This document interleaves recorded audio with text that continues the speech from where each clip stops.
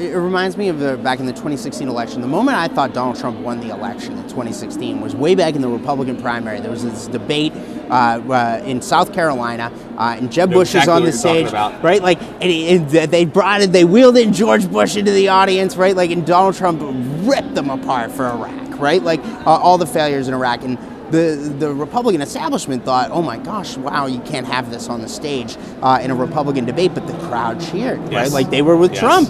They thought the Iraq war was a failure. Similar type of a thing we're seeing play out right now with the globalists and the establishment in Ukraine. You heard Trump here in his speech last night where he was out there talking about Zelensky. He says Zelensky's the greatest salesman in world history, right? Like, because of the fact that he keeps getting the U.S. to give him all this money. But the fact is that people want to see the war end, and Trump said that he would end it before he even takes office. And I think he's right. So what do you think about that? Look, I think he's exactly right. You have a lot of really crazy European leaders, some of whom just got punished in recent elections, got penalized in these recent elections.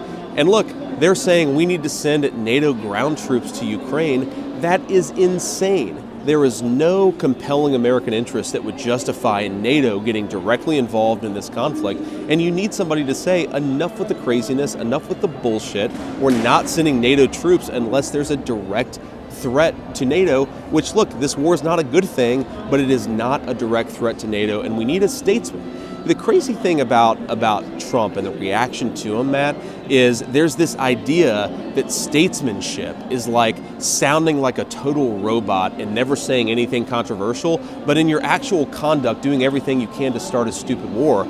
I actually think Trump is a much better model of statesman, which is he's tough, he's funny, he sometimes says things unfiltered, but when it comes to actual decision making, he's much more careful and cautious than any person currently representing the country.